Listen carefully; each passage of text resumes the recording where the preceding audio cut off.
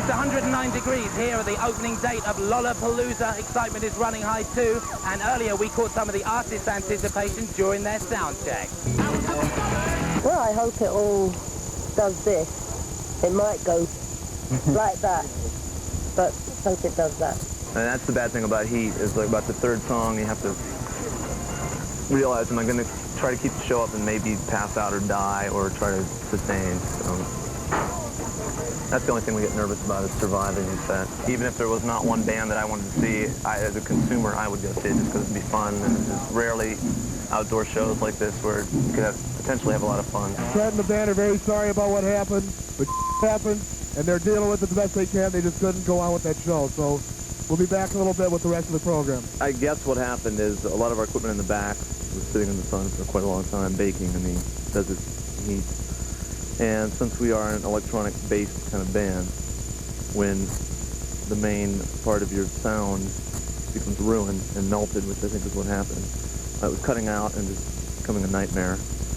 And that complemented with incompetence on the crew part led to a disastrous, embarrassing situation. So, I mean, we want to really apologize to our fans in Phoenix. They came out to see us because we really wanted to do a good show. And it was a nightmare. Well, that's what happened. Not much live performance from 9 Inch Nails, but they were a little more optimistic earlier on at Soundcheck. Well, we're prepared for incredibly hostile reactions, but it can only get better from there. I think it'll be all right, but it's a challenge to put our show in an outdoor, daylight, hot type environment, so we'll see what happens. Welcome back to 120 Minutes. Siousxie and the Banshees are here. Steve, are you approaching the Lollapalooza tour with unbridled enthusiasm or sudden trepidation? It holds no fear for us, let's put it like that. It's something we're quite interested in doing because it's such a diverse mixture of bands, so we're looking forward to it. Now, for instance, the Peep Show tour, you had a very elaborate stage set. It was something where you were very much in control of the entire atmosphere. Here, there's a lot of different bands. A lot of the audience are here to see other bands. Mm-hmm. Do you like that challenge? Of course, but you know, we've brought a few tricks with us.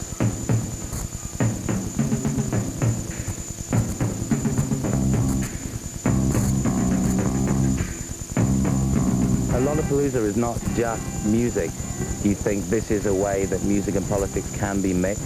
I think what happened in the 70s with the punk was a lot of frustration about what was going on. It was political, but it wasn't heavily to do with any certain campaigns or anything. It was just to do with complacency towards a lot of issues. I think something like Lollapalooza, it's like not only people going to see different bands and maybe bands they wouldn't normally go out and see, but also they're going to be made aware of different standpoints.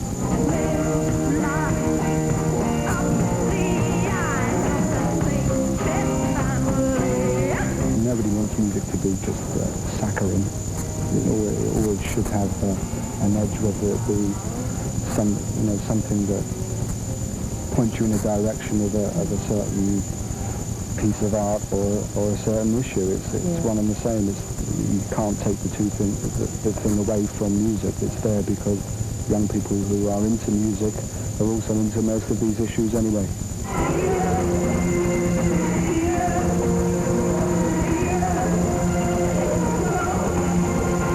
Here's Kiss Them For Me from Siousxie and the Banshees. Good luck on the Lollapalooza tour.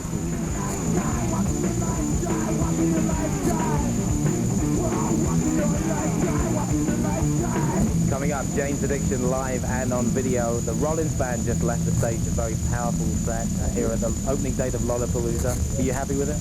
Yeah, I was happy with it. Good. Very hot outside. How did you get involved with this Lollapalooza tour, and how is it playing with such a diverse lineup of bands?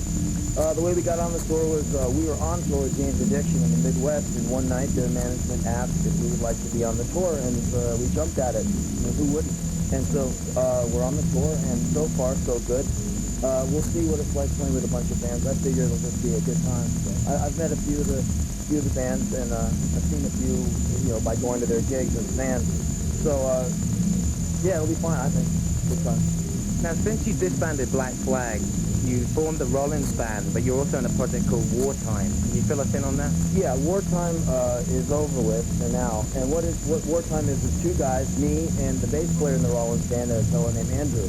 Andrew and I came up with the idea many years ago and finally had the time to put our heads together and do the record. But for right now, there's no Wartime, there's just Rollins band, and we're working at it really, really hard.